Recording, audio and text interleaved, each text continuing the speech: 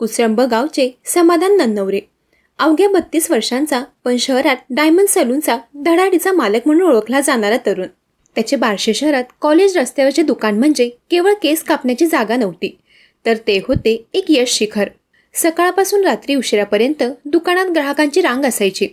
व्यापारी, विद्यार्थी, शासकीय अधिकारी सगळेच समाधानच्या हातातील जादूचे फॅन होते.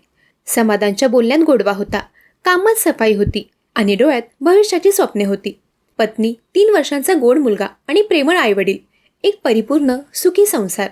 पण या यशस्वी आयुष्यात हळूच एक अदृश्य धोकादायक मित्राने प्रवेश केला. तो म्हणजे मोबाईल.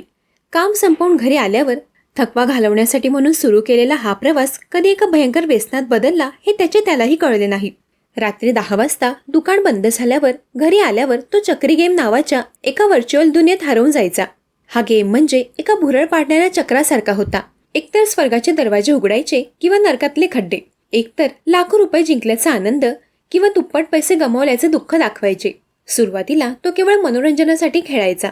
कधी 1000 गेले, कधी 2000 आले, पण गेमची नशा हळूहळू तीव्र झाली.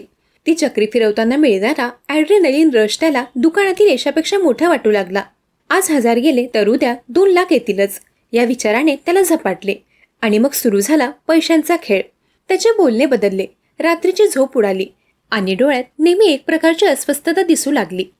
सलूनच्या माध्यमातून मिळवलेला पैसा तो गेममध्ये घालू लागला. पतसंस्था, बँक, मित्रमंडळी आणि खासगी सावकार सगळीकडून कर्जाचे डोंगर उभे राहू लागले. समाधानची पत मोठी होती. तो नेहमी वेळेवर पैसे परत करायचा, त्यामुळे त्याला सहज कर्ज मिळे. याच प्रतिष्ठेचा वापर करून त्याने पहिल्यांदा लाखोचे कर्ज घेतले. कर्जाचा डोंगर वाढत असतानाच ऑनलाईन कंपन्यांनी त्याच्या व्यवसायाच्या उलाढालीची माहिती मिळवली. त्याला मेसेज येऊ लागले, तुमची उलाढाल मोठी आहे, तुम्हाला विशेष कर्ज योजना पाठवतोय, स्कॅनर, लगेच पैसे मिळवा. मोबाईलवरच्या एका क्लिकवर त्याने सहज पैसे मिळवले. या डिजिटल फास्याने त्याला क्षणिक दिलासा दिला, पण तो भविष्यात किती धोकादायक ठरणार होता याची त्याला कल्पना नव्हती.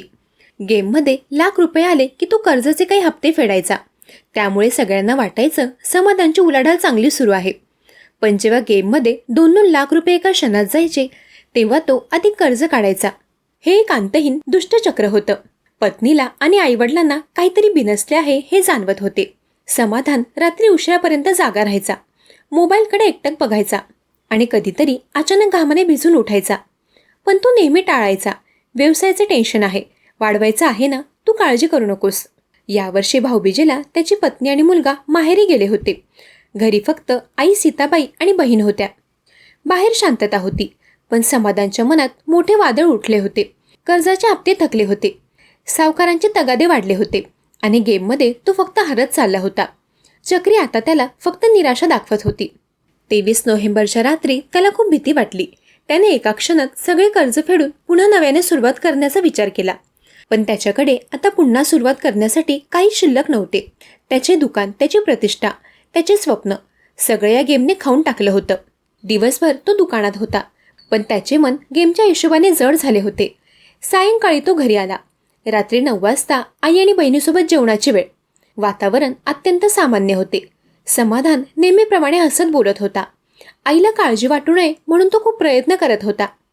त्याने गप्पा मारल्या, मुलाच्या भविष्याबद्दल, दुकानाच्या विस्ताराबद्दल बोलला. हे सामान्य क्षण होते जे आत्महत्या करण्यापूर्वी माणसे जाणीवपूर्वक जगतात. हा एक शांत निरोप होता जो त्याच्या कुटुंबाला कळला नाही. रात्री 11:30 झाले. तो म्हणाला, आई, खूप थकलोय आज, दुसऱ्या खोलीत जाऊन झोपतो. आईने प्रेमाने डोक्यावरून हात फिरवला. तो उठला आणि आपल्या खोलीत गेला. खोलीत गेल्यावर त्याने मोबाईल घेतला आणि पुन्हा एकदा चक्री फिरवली. यावेळी त्याला काहीतरी मोठा चमत्कार हवा होता, पण ती चक्री यावेळीही काहीच न देता थांबली. ती शून्यावर थांबली होती.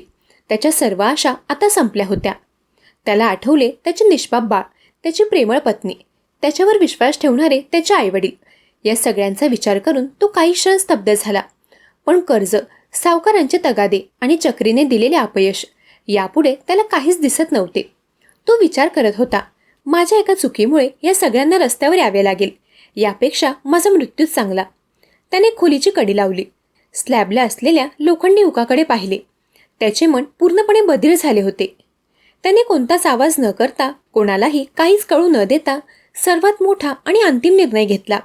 खोलीत आता एक गूढ आणि भयानक शांतता पसरली होती. बाहेर थंडी होती आणि सगळेजण गाढ झोपले होते. ही शांतता त्या वादळापूर्वीची होती, जे आता काही तासातच या कुटुंबावर कोसळणार होते. पहाट झाली. पहाटेचे 5 वाजले. आई सीताबाई ननवरे पाणी गरम करण्यासाठी स्वयंपाकघरात गेल्या. त्यांना आपल्या मुलाचा आवाज ऐकू आला नाही. त्यांना वाटले काल रात्री खूप दमला असेल. स्वयंपाकघरातून त्या मुलाच्या खोलीकडे आल्या.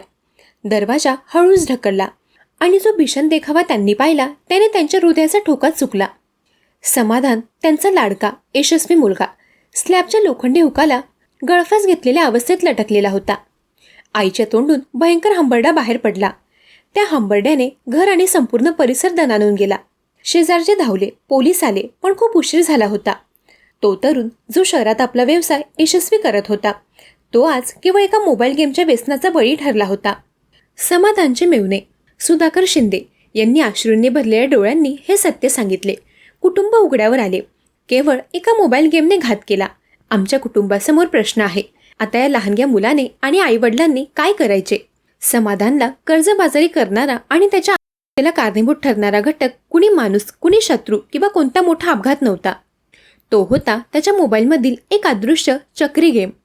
या चक्रीने फक्त पैसे नाही तर एका यशस्वी तरुणाचे जीवनचक्रच कायमचे थांबवले.